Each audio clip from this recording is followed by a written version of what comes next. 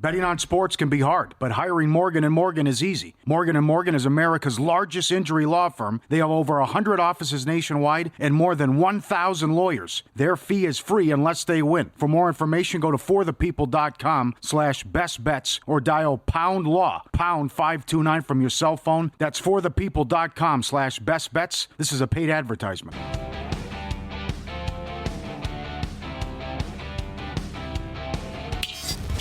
This is Follow the Money on VSiN. Merry Christmas. We're live here. Follow the Money on VSiN, the Sports Betting Network. Mitch Moss along with Mike Palm in for Paulie today, next 3 hours. Paul Stone on the show, best bets in college football. Rich Gannon a little bit later on as well. So I gave a wedding gift more than 20 years ago. A buddy of mine lived in Florida, and I gave him poker chips from a casino here in Las Vegas as a gift. And so obviously part of that would be, well, this is cool because you need to come back to Las Vegas. We're going to have a good time. We'll visit. We'll hang out. We'll gamble together. That's your wedding gift. Sent them back to me. Said, ha, ha, ha. We'll take the cash instead. That was the response. I couldn't believe it. I was blown away by that. So about a year or two after that, I'm like, I want to try it again, but I'm going to do it in a different fashion, right? So I started to give out parlays as Christmas gifts. Probably about 2000. That's actually 20 years ago now, because he got married in 2003, and I started the parlays in 2004.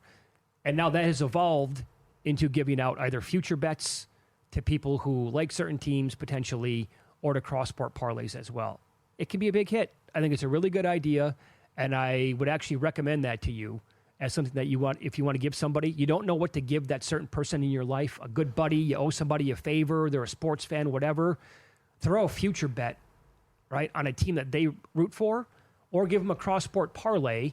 You're going to see their eyes open wide. It's going to be like the appreciation level is going to go through the roof. They're going to think it's super creative. And here they're sitting on a potential ticket that might pay who knows how much cash.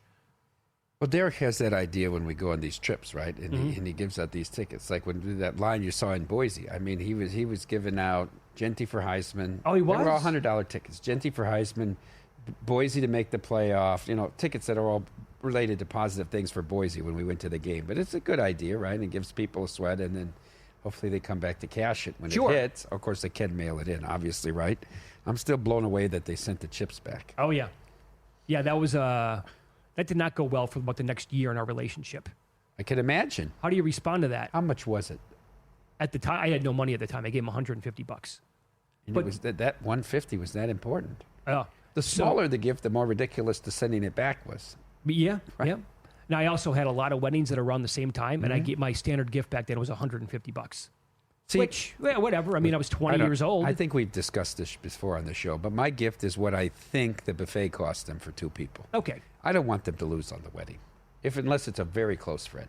So when we go to the wedding, I don't seal the card in the envelope, and I put in $200 in 20s.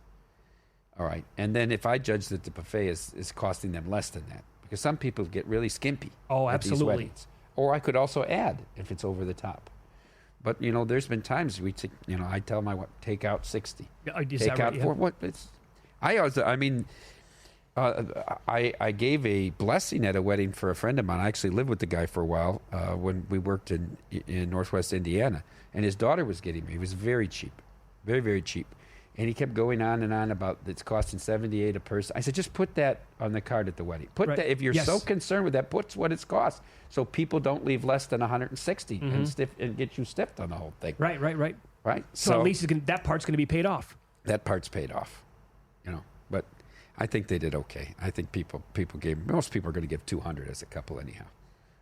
I went to a wedding one time. They not only had it on Sunday, but they had breakfast for. It was a Sunday night, and they had breakfast as the meal. Donuts, pancakes, hot chocolate. What do you leave on something like that? I was blown away. I couldn't believe it. You and Lorraine? No, God, no. This is way before I knew her. Oh, okay. It was just you.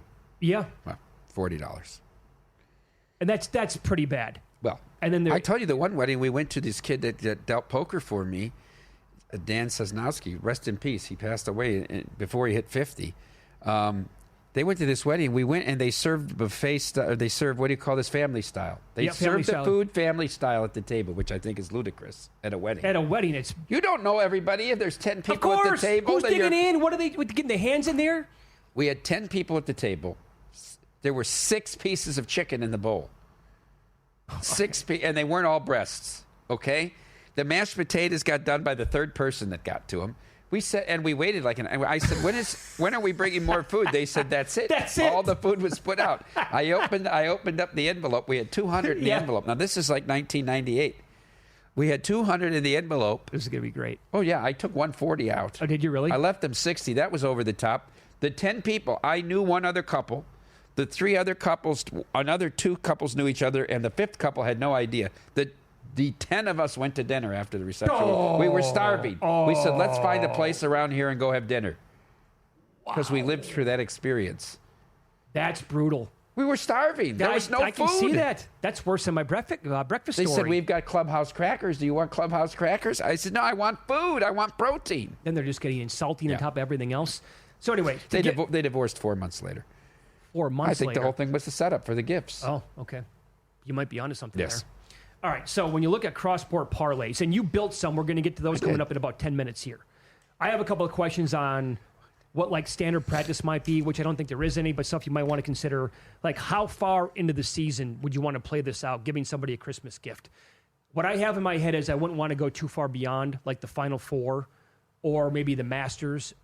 I could maybe stretch it into the, let's say, NBA, Eastern and Western Conference Finals. So what you're saying is you're not giving out a World Series winner on this. But right? I got feedback today from Weston, a guy in the cornfields, Oh. who's awesome at this. Yeah. He said, I want to give it out so it's the full year. I'll include somebody to win like the U.S. Open in tennis. I'll include maybe a golf bet, and I want to include maybe a 2025 World Series team as well. Okay. That's one way to approach it for sure. And also, like, how many legs do you want to go into this thing? I think 3 or 4 legs are nice. I think that's probably good to go. I did mine all 3 or 4 legs. Okay. Also, do you include somebody's favorite team, or is that a completely separate story? I Right. did. You did. I included everyone's, well, but not always to the positive. In these 4 that I made, and I'll spoil a little bit. I made a cross-board parlay, one for Michael Lombardi, the dearly departed Michael Lombardi, Stormy Bonatoni Okay. for you and Paul. So I made 4 tickets. Now I didn't make them all on the positive side of their team that they might love, Okay. because some people are happier when their team fails. That's very true. Very true. It's like they're only happy when they're miserable. Correct. Right? So a couple of other things now. Like how high do you want to go on the price? You said maybe nothing more than 6-1. How low do you want to go on a price? And my example on that would be, would you want to include something like Victor Wembanyama, NBA Defensive Player of the Year? He's minus $3. Or is that too high of a price? The lowest price that I have out of these 4 tickets is minus $4. I do have a minus $4 in one of them. Okay. Because I think that you could maybe build something around like Wembanyama winning Defensive Player of the Year at minus $3. But then you got to probably make it like a 3 or 4 teamer at least to give it away. Do you have any- I had to make it a 4-teamer because otherwise, who wanted 3.5 to 1 on that ticket? Yep. Now, you recently were very high on an NHL team. It was Colorado to win Yeah. their division. Anything else that you want to maybe build it around in the NHL? I put one NHL future of a team to make the playoffs in. That's a small favorite. Okay. That was included in your ticket, in fact. All right. I would say in the NBA, this might just be a straight bet, but you might want to include, to get a little bit more bang for your buck, Mosley, the coach for Orlando, to win Coach of the Year. He's as high as plus 650. There are some good candidates to win that award in the NBA. What he is doing in Orlando is getting overlooked at this point. They have 3 of their best players out, and they've been out for, now Mo Wagner's out. That's more recent thing. Franz has been out for a minute, and Paulo Banchero, who was playing like at an MVP level, been out for almost the entire year. And yet they're coming back down big and winning these games again last night. They won another game like that. That was Boston. They recently beat Miami when they were down big in the fourth quarter. Well, they held like Miami to 10 points in the fourth quarter. Yeah, it was came like, back and won that like game. 37-8 or 37-10 in the How fourth about quarter. the game I bet where I faded OKC off the cup? Yeah. OKC was up 20 That's and they were right. up 12 with 2 minutes to go, and we covered the 6.5. Yeah, how about that? Somehow got it home. I would also throw out maybe 2 teams you want to build it around in the NBA to win their division. I'd say the Grizzlies or the Rockets, or the Heat or the Hawks. And then I would add probably like a Final Four team on there as well. How much do you like this Auburn team? They're really good. But they still have Bruce Pearl. I was going to say, how much of that is offset by their head coach? And the price now has gotten so short. So it's plus 180. Do you think this UConn team can get it together? Now they're winning games, but they struggled early out of the gates. Do you trust Hurley at plus 380? On your ticket, I put in a college basketball team to win a conference. A conference, tournament. okay. Yeah. I couldn't get there. I couldn't find a way to get you to Wisconsin. I couldn't do it. Okay, I tried to get Wisconsin, and I had to go away from Wisconsin. And but then, it's a Big Ten ticket. Okay, that's fair. And then do you want to get really nuts and add a golfer to win the Masters? Oh, it's hard. That's too hard. Of course. If you want to build a big 200-to-1 ticket or something for somebody for a smaller amount. Yeah.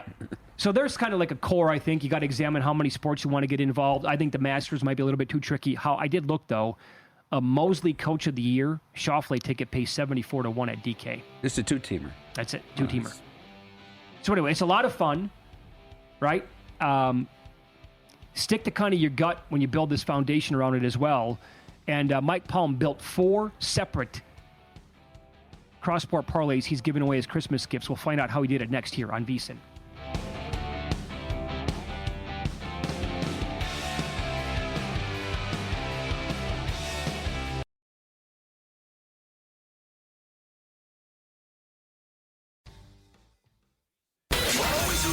Follow the money. That's what I always say. You always follow the money. Yeah. This is Follow the Money with Mitch Moss and Paulie Howard on VSiN.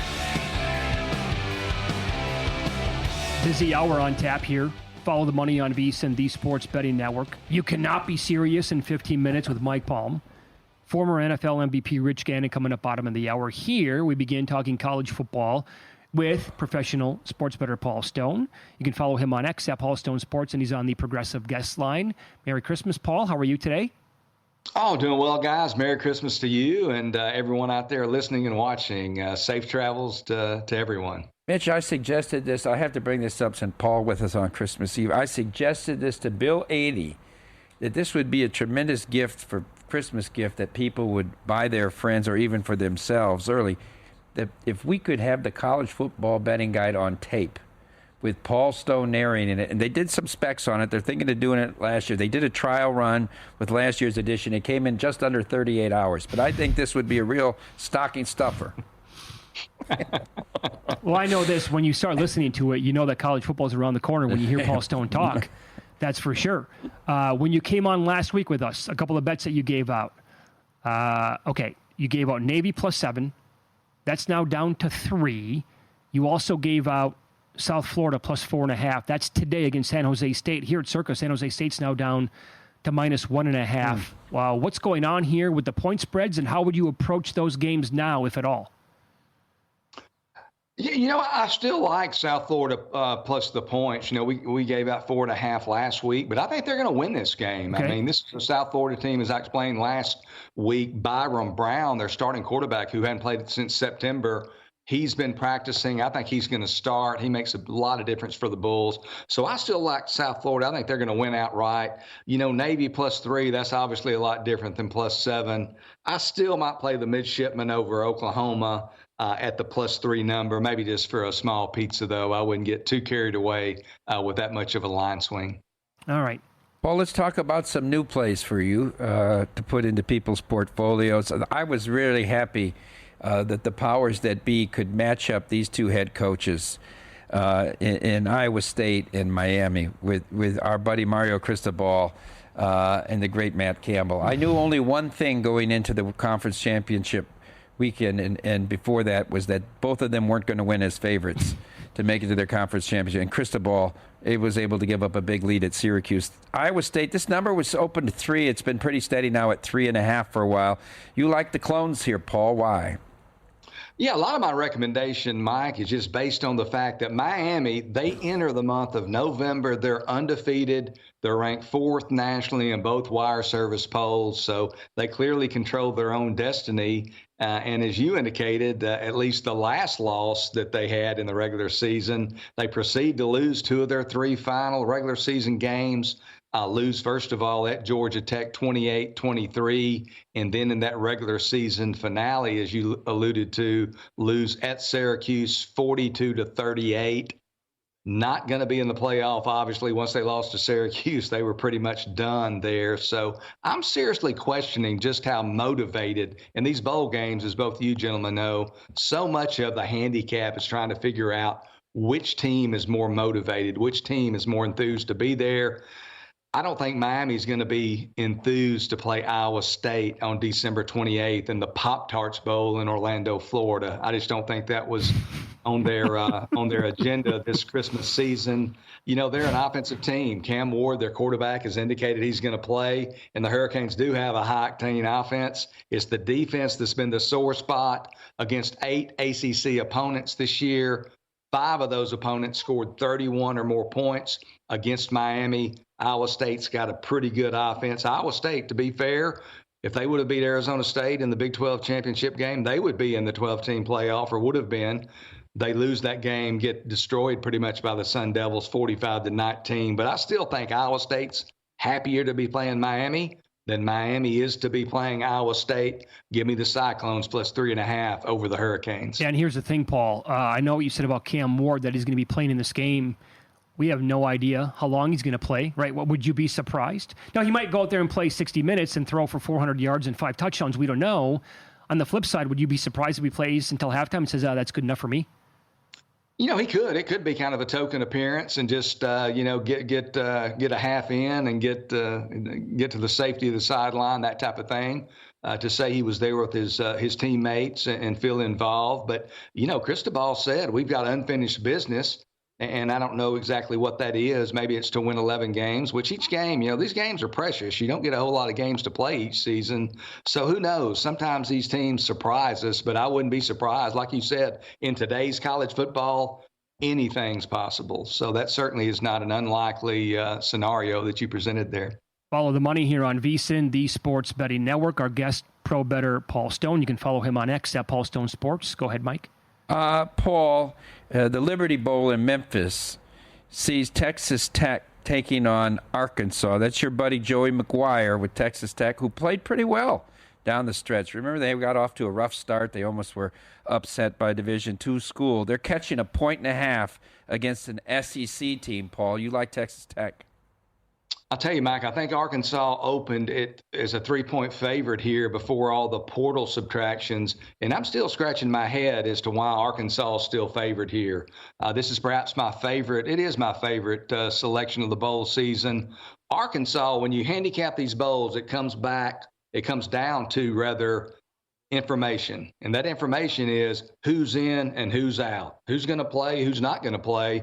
And looking at Arkansas, they've probably, if not them, Washington State, but I think Arkansas has been the most impacted bowl team by the transfer portal. They have, by my last count, 27 players in the portal, and that doesn't even count the players who are going to opt out to prepare for the NFL draft. So they're going to be really thin on offense. By my count, they will be minus 3 starting offensive linemen. Their tight end, Luke Haas, who is transferred to Ole Miss. Their top 2 wide receivers, one of whom, Andrew Armstrong, all he did was catch 1,140 yards worth of balls this year, so he's a big-time player. Also going to be without their top 2 running backs. So those guys have either entered the portal or opted out to prepare for the draft. And then defensively, they have some impact there as well. Defensive tackle Eric Gregory, he started 44 games in his collegiate career, so a lot of experience. Gregory has opted out to prepare for the draft. And linebacker Brad Spence, he's a guy who had 6 tackles for loss, 4.5 sacks this year, a very active linebacker. He went into the portal. He is signed with the University of Texas. They don't take just anybody down there in Austin, so that guy's a player as well. You look at Texas Tech's side, hadn't been nearly as drastic as far as their players who won't be available, but one significant guy who won't be there for the game or who won't play anyway, quarterback Bayron Morton. He had shoulder surgery several days ago. He will not play in the game. So in steps true freshman Will Hammond, a guy that's much ballyhooed in the state of Texas, actually threw for over 3,900 yards last year as a high school senior at Hutto High School outside of Austin to lead all Texas high school quarterbacks in yardage. So a big-time recruit. They're really excited to see him play. Only threw 23 passes this year, so he's only seen light action. But I don't think that's going to be a huge drop-off. And a big bit of good news for the Red Raiders, running back Taj Brooks. Had been some talk that he might opt out. He rushed for over 1,500 yards this year. The most recent depth chart released by Texas Tech shows Brooks as a starting running back. I just think Texas Tech, I think they're going to beat Arkansas by double digits in Memphis on this Friday, the 27th of December. Oh, that's a great breakdown. By the way, I'm looking, Westgate has a pick now.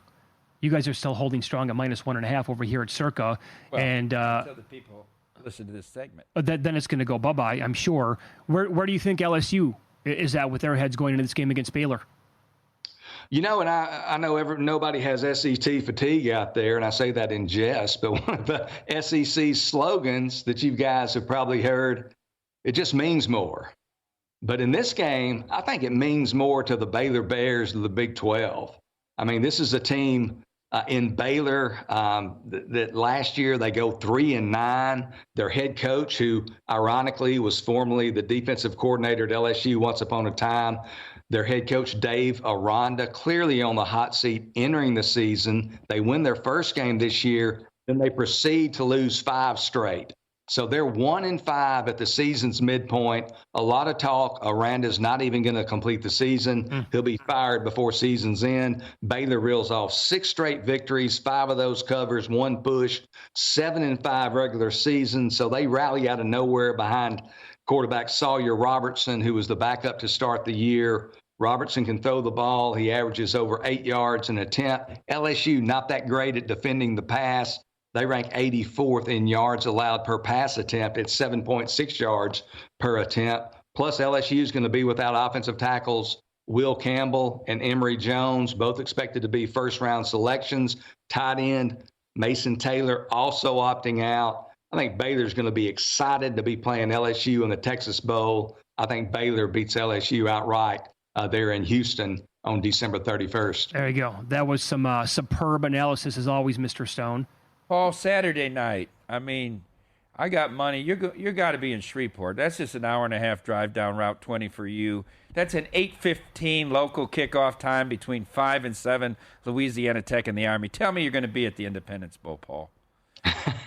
I was at the Independence Bowl a few years ago when Miami played Louisiana Tech. It was a fine memory because I had a couple of winners on that game. But I think Louisiana Tech won about 15-0 or 16-0. Ugly game, but when you have 2 winners, it's a picture of beauty. But I'm not going to the Independence Bowl this year. I've been to lovely Shreveport, Louisiana on many occasions. I'm going to skip this one. Y'all give me a rain check. All right, buddy. Merry Christmas. That was great. Paul. Thank you so much. Hey, you guys have a great Christmas. Talk to you next week. Yep. Up next, there you go. He joined us on the Progressive Guest Line. You cannot be serious with the maestro, Mike Palm, coming up on Follow the Money. It's VSiN, the Sports Betting Network.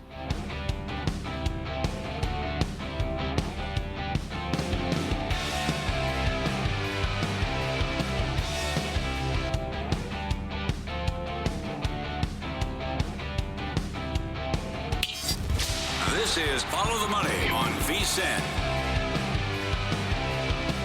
Merry Christmas. Good to have you on board. It is Follow the Money here on VSiN, the Sports Betting Network. Mitch Moss along with Mike Palm. He's in today for Paulie Howard, out today for the holiday.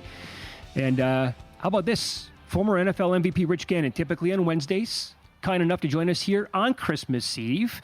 Rich, as always, thanks for the time as he's on the Progressive Guest Line. Merry Christmas. Thanks for the time. How are you? Guys, it is so good to be with you. Thank you for taking me a day early, but a lot to talk about. And, of course, a crazy week in the NFL and a lot at stake in a lot of these games. And, of course, my wife's already given me a hard time. We've got games on Christmas. We've got games on Saturdays, Sundays, Mondays. I think my wife is tired of NFL football. She's not the only wife across the country, probably, who falls into that category. So let's begin with the games tomorrow. Do you have a strong opinion on the Chiefs as a 2.5-point favorite at Pittsburgh here in this game? Yeah, you look at these two teams. We're talking about two of the elite teams in professional football, really over the last decade. And for the Pittsburgh Steelers, from their perspective, 21 straight seasons without a losing record. You look at the Kansas City Chiefs, they've won 9 straight division titles. I mean, two of the best coaches in football, and Andy Reid and Mike Tomlin. And I just think when you look at the Kansas City Chiefs, guys, and how they're winning games, I mean, why would you not think that they could beat the Pittsburgh Steelers? I think they will beat the Pittsburgh Steelers. I think they're the better team right now. I think when you look at Pittsburgh, I think they have to win by playing complementary football. If they're off in one of those areas, whether it's the kicking game, whether it's defense or the offense, they're going to struggle. And I think when you look at what they want to do offensively, they don't want Russell Wilson throwing the ball 35 times a game. Mm-hmm. They want to be able to run with Najee Harris and Jaylen Warren. They want to be able to take their shots down the field. I think Kansas City matches up with them pretty well defensively. I think the Chiefs are getting healthy at the wide receiver position. Getting Hollywood Brown has helped. I just think that you get the sense this is very reminiscent of what we've seen in years past, the last 2 years, where they start to figure things out in December, they get hot in January, and they win a Super Bowl in February. That sounds about right. We're watching it play out right in front of us yet again this year. So if they win this game, that's going to wrap up the 1 seed overall in the AFC. How do you think Andy Reid and company will approach Week 18 against Denver? Most every starter will be inactive, as many as they can possibly have, and the ones that are active probably won't play. So you have to field a team. You have to have someone to go out there and cover kicks. But I've done some games in the past when we were into Week 17. Now we're into Week 18 with Andy Reid. In fact, I tell you a crazy story. Several years ago, I was doing the Chiefs and Chargers game. It was the last game of the season. The Chiefs had locked up the number 1 seed, and Andy Reid came into the production meeting on Saturday, and he handed me the first 15 plays. He said, "Here's our first 15 plays for the game." So he was pretty relaxed. Obviously, he knows me. We've got a relationship. He knew I wouldn't share it with the other team. Yeah. But that's how he was. And listen, he can go out and beat you with his backups. That's how good Andy Reid has been. But I'm sure he'll shut everybody down if that's the case, when we get to Week 18. Rich, I want to talk about the big game in the NFC North with the Packers going to Minneapolis. We know that the Vikings built a big lead at Lambeau early in the year and had to hang on for dear life in the second half. I want your thoughts on overall who you like in this game. Minnesota just a short 1-point favorite. And then as a follow-up, the concept of quarterback whisperer that we're hearing now, right? That Kevin O'Connell is a quarterback whisperer. Arthur Smith was a quarterback whisperer for Tannehill. And when that relationship ends, if a player goes to another team, the quarterback's performance is going to suffer. And you may comment on that question with whether you had somebody in your career in the NFL that had that kind of a difference for you. But first, your thoughts on Packers-Vikings. Well, I think it's an incredible matchup, right? You talk about quarterback whisperers in this game. There's 2, right? I think Matt LaFleur is the quarterback whisperer for the Packers. He's done an amazing job with his young quarterback, Jordan Love. He's gone 5 straight games where he hasn't thrown an interception. Guys, it's very reminiscent of what we saw from him a season ago, where he struggled a little bit early, but then down the stretch, weeks 11 to 18, he threw 18 touchdowns and just 1 pick. So I think they're peaking at the right time. You look at Josh Jacobs, you look at, that scrimmage they had the other night against the New Orleans Saints. I mean, that wasn't a fair fight. We have weight classes in boxing, and that's why you don't have a heavyweight fight a lightweight. But that's what happened in the game between the Saints and the Packers. This one is going to be a great matchup. We've got 2 defenses that are playing well, 2 defenses that can take the ball away, 2 quarterbacks that have been really good this year. I do like the Vikings at home. I think it's been a magical season for them. They've won 13 games for the second time in 3 years with Kevin O'Connell, the other quarterback whisperer. And his quarterback, Sam Darnold, has been the comeback player of the year. Now, I know there's all kind of parameters around that award this year, but he's certainly been a guy that's come back from adversity. When you look at the struggles he had with the Jets and the Panthers, and even going to San Francisco last year and backing up Brock Purdy. But I'm just so happy for him and his success. That's going to be a great game. It'll probably come down to a kick, but I do like the Vikings at home. I just think that you look at Brian Flores, they're getting after people. They have the highest percentage of blitz. 40% of the time, they're bringing some type of 5 or 6 man pressure. They do a great job getting the ball out. They've got pass rushers. They've got cover corners. So I do like the Vikings at home in that one. So do I. It's Follow the Money here on VSiN. I bet Vikings money line earlier in the week. Our guest, former NFL MVP Rich Gannon. He's on the Progressive Guest Line. What did you make of Michael Penix's debut for Atlanta, and how do you see that going for him in a second start Sunday night against the Dan Quinn defense and the Commanders?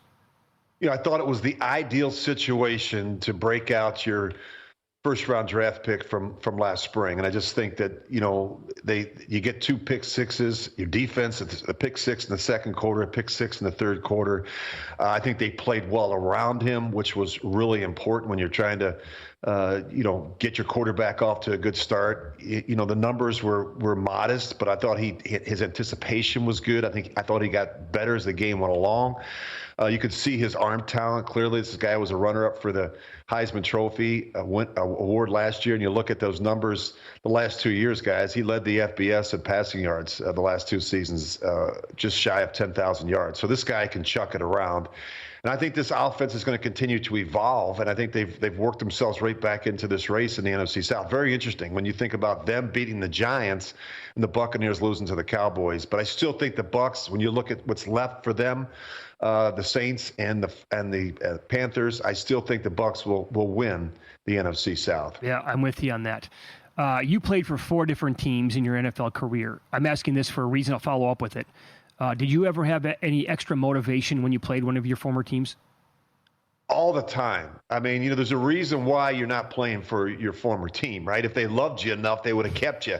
So I was traded from the Minnesota Vikings. I was a free agent when I left both Washington and Kansas City. And anytime I got the opportunity to go back and play those teams, all I wanted to do was drop a house on them. I just wanted to get nice against them, And I think anybody, whether it's, a quarterback, a position player, it's a coach in the NFL. Anytime you go against your former team, it has a very special meaning. And the last thing you want to do is go out there and play poorly. Yeah. So we had a guest on last night who has covered the Saints for a long time, Mike Detillier, great dude.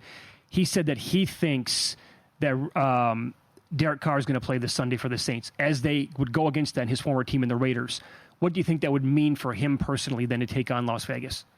Yeah, I mean, he had a lot of great years there. I think he's disappointed with how it ended. Obviously, they moved on from him, and they have struggled since, right? They haven't really been able to find the quarterback. When you look at Jimmy Garoppolo, you look at this year with Gardner Minshew and Aiden O'Connell, the Raiders will be in the quarterback market this offseason. So, I think there's certainly incentive there for Derek Carr. I don't know if Derek Carr is going to be back in New Orleans, guys. I mean, there's some speculation about his future in New Orleans when you look at the money he's supposed to make and the fact that they're going to be hiring a new head coach. It'll be very interesting to see what happens with Derek Carr. Derek Carr, if you get him on a team that's really good and you give him a good offensive line and a clean pocket, he can be very effective. He's got real rare arm talent.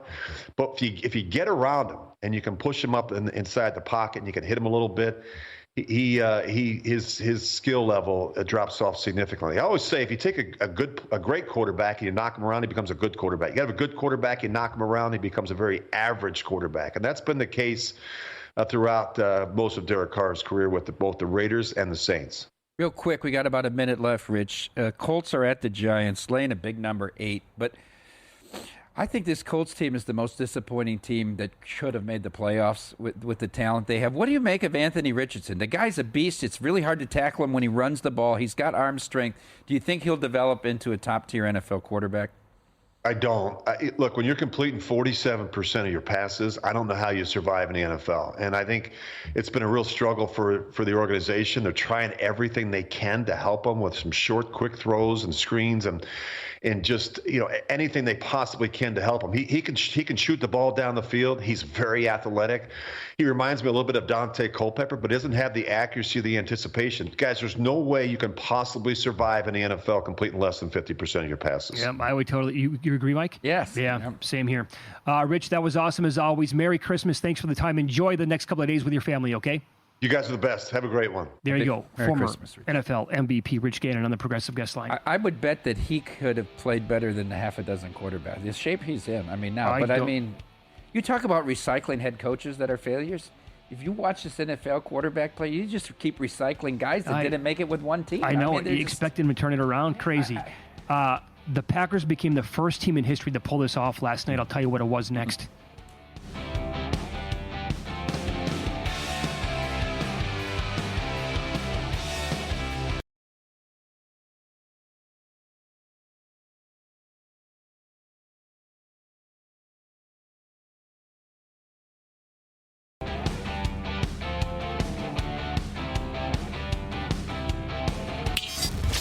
This is Follow the Money on VSiN. Welcome in. Merry Christmas. We are live here, downtown Las Vegas, from the Circa Resort and Casino. Yes, I have my Dunder Mifflin Christmas sweater on today. It's warm. It's cozy. I wish I could wear this other days of the year, actually, because I like wearing it a lot. Mike Palma's in. There's no Paulie today for Christmas Eve. Jonathan Von Tobel joins us set now. How are you, pal? Good. Christmas Eve, my favorite holiday. So tried to go with like a little cranberry theme, you know what I mean, to celebrate the festivities. So very fired up. So we just talked about underrated holiday movies for a minute. We each threw out The Family Stone. I find it tough because you're in a different generation than us. So the stuff that we watched when we were younger, you either hate or you've never watched it before in your entire life. Is there something that you think is underrated for the holiday season? I just see that's interesting because I don't think it's underrated for my generation, but my Christmas go-to every year is Jingle All the Way with Arnold Schwarzenegger. That's not bad. That's pretty good. And I think it came out before I was born, but when I grew up, I got very fond of A Christmas Story. Very much enjoy that one. Does it hold up? I haven't watched it in 25 years, probably. The writing is good. Yeah, the writing of the story is very good. Some of the jokes are probably not the best at this point.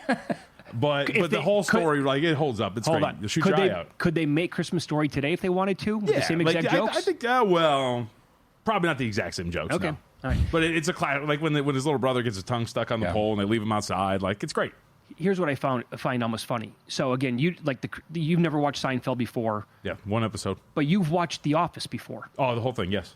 And Paulie has never watched an episode in his life. Of The Office? Of The Office, the American version. Why wouldn't he at least try it? I begged him because of anybody I've ever met my entire life who would love Michael Scott, it's Paul Howard. You mean like Paul Howard 2.0? Yes, the same. They're kind of the same person.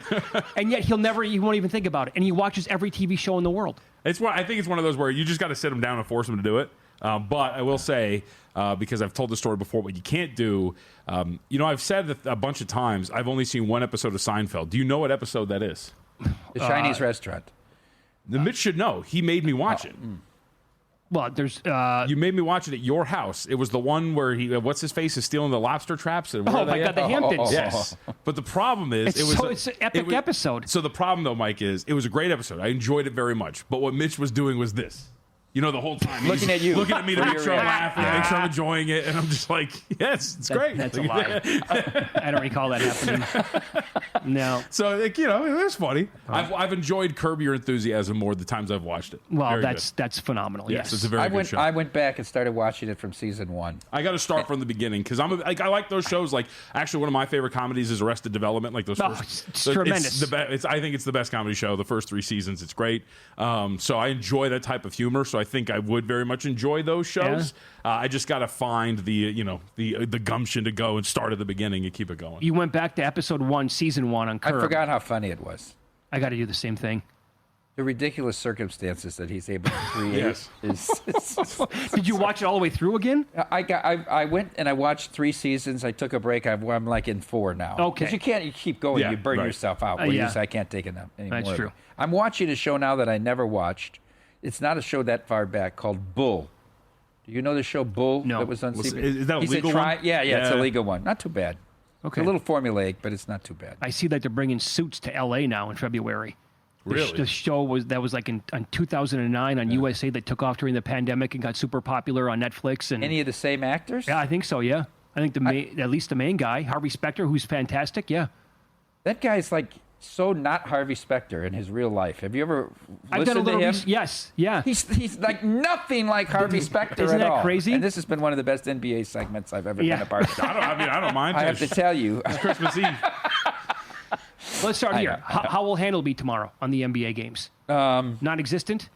No, not true, because people are betting on their app. There are not going to be a lot of people here, but it would be dwarfed by the NFL games because of the survivor implications, obviously. And then also people, there's been some movement in these games. Already people have positions. So one of those games that moved, the under on the Spurs-Knicks opposite me, I bet over 225.5 like 2 weeks ago. Yeah. I added more today at 223.5. I think the people are looking at the Knicks' recent improvements on defense, but I would also throw back in their face the Spurs last couple of weeks have not been great on that side of the ball. Yep.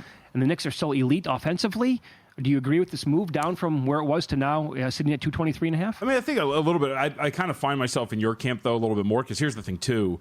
With Wembanyama out there, teams, we know what they do. They don't want to get to the rim, right? They can't get to the rim. So what teams tend to do is they shoot a lot more threes.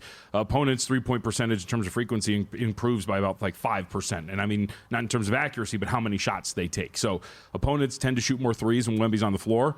And here you have the fourth best shooting team by percentage in the NBA in the New York Knicks that I think you're probably going to have some success here offensively. I would agree with you. I think if those shots are going down at home for New York, you're probably going to start to get this thing go over the total, especially now that we're hitting that low point. You'll get the buyback, too, eventually. The best thing I enjoyed about the NBA was the Josh Hart exchange about his tweet about the Spurs suck. And then they said, and then they asked him about it. You stand by that? He goes, I was talking about Tottenham. They're awful. Did you see all the goals they gave him to Liverpool? 6-3. It was good. It was a really good one. Tell me about the Lakers team. I mean, they blow a game last night at home to Detroit. I mean, is this team to be taken seriously? No. They're playing. They're at Golden State, catching 3.5 tomorrow. So I did bet this under 224.5. Okay. So I did bet the game under. These have been two pretty good under teams. I think recent form right now. Let's see, Lakers 3-11 to the over. So what? 11-3 to the under last 14. Warriors 13-3 to the under last 16. Two decent defensive teams. Warriors are actually pretty elite defensively. I just, they're not good on either side. Mike, the problem with LA, as we have seen now for the last 3 years, they keep running back a play-in team. You know? It's like, wow, I'm shocked this team that's finished inside the bottom four every single year just can't get out of the bottom four, right? And so now you have a team that is constantly relying on an aging LeBron James. It's just a pretty mediocre team at best. So I don't think they're a team to be taken seriously in the grand scheme of a championship. You know? I'm going to ask you about another team that's probably going to be in the play-in, and that's the T-Wolves. Yeah. Who wanted to make this Ant-Man's team, and they did it, and now everybody hates them, including their own fans. They get booed a lot of nights in Minneapolis. They're in Dallas catching 5.5. Well, and then on Twitter, all the Julius Randle lowlights are already starting to get made and everything like that. They don't like him. So I think there's actually some pretty stark numbers that really describe what's going on with LA or with Minnesota. I think you guys will like this. So just on the surface, offense, 106 points per 100 possessions, non-garbage time. It's abysmal in their last 12 games. They're 23rd for the season. Their isolation rate has gone up. Frequency of isolation possessions this year, 8.6%. Last year was 7.4%. Last year in ISO possessions, they were averaging 0.9 points per possession. This year, it's 0.75. So they're ISOing more frequently. They're a lot less efficient. They're shooting more threes than ever. Last year, 35% of their attempts came from three-point range. This year, 43% of their attempts come from three-point range. So it's a lot of ISO-heavy basketball, chuck it up, and they're shooting a lot less efficiently. And at the center of all of it is Anthony Edwards. Like, he's stopped going to the rim. He's a perimeter-oriented player. So that's all. And by the way, now you get a Dallas team that's 5-1 straight up and against the spread in the last 6 meetings with them. That includes that playoff series and then the one season regular season matchup they played this year. I don't think it's going to be great tomorrow. My friend who's a pro bettor said the best bet in baseball all year was Judge over a half walk. And then they had to move it to 1.5. And he says so far in basketball, it's Ant-Man over 3 made threes. Yep. Because that's all he does now is shoot threes. To your point. Yeah, him. And then I think you guys have talked about this, like Wembanyama all of a sudden, like he won't go to the basket. He's a little slight, so he can't really do it, but his three-point attempts are skyrocketing, and he's shooting about 35%, but he's averaging like 9 three-point attempts per game. I'll give you a little tip on that. So last night, Wembanyama was 2.5. It was over minus 150 in that neighborhood. He started 0 for 3 right away in the game. Right? He's chucking. And you know that it's going to keep going that way, right? But he didn't have one. In game, you can bet player props. It was over 2.5 plus 150 that quickly. And he ended up making, 6 last night? Something like that. So something to definitely mark down maybe for moving forward in the NBA. The Nuggets beat the Suns last night, 117-90. They play again tomorrow. Denver's favored here. I'm looking at 2.5 in this game. Yeah. And don't the Suns have guys that are going to miss? Yes. So Devin Booker has been out. He didn't practice today. Neither did Grayson Allen. So that's a little bit of a problem for Phoenix. The thought was maybe Booker could come back for this game. It sounds like that's not going to be the case. You'd want him to practice before. So actually, I bet the $1.30 money line here with Denver. You did? Yeah. This was one of the 2 bets that I made. The under in the Warriors-Lakers game, and then this game money line. Because everything you're talking about. And look, the Suns just don't have anybody for Jokic. Nurkic last night, immediately, I think he got 2 fouls in the span of 5 minutes against against him. He only ended up playing 14 minutes. Your other center is Mason Plumlee. Good luck with that if you're throwing him at Jokic.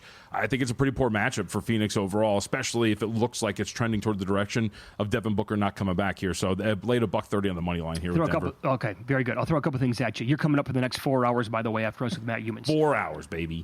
Mosley, Coach of the Year, yes or no? I think, that worth was a bet. Yes. I would say yes. It was 11-1 like 2 days ago. The best number I could find now is plus 650. The effort that team gives every single night and what they did yesterday, and they just don't go away despite the injuries. Yes. How good is this guy? He's great. Now, the problem is, will they overlook that for Kenny Atkinson, who's done a great job, right? He's like, it's like the Steve Kerr first year at Golden State, right? Same team, you just unlock everything. I think that might be a problem, but I would agree. How about the Rockets or the Grizzlies to win their division? I mean, I think both. I'd probably go with the right. I like the Rockets more. I like what they do defensively. I love them. Absolutely love them on that end. Are they going to be a threat in the West? I think with the way they defend, absolutely. And look at some of the teams at the bottom. Like, all of a sudden, all these teams are flawed. I know. Look at the top three outside of OKC. This looks crazy in the West standings. Hey, buddy, you look good in cranberry. Thanks, man. Appreciate it. That's the color, right? I can't believe I just said that. In-pocket plays and a special Christmas message from Mike Palm next.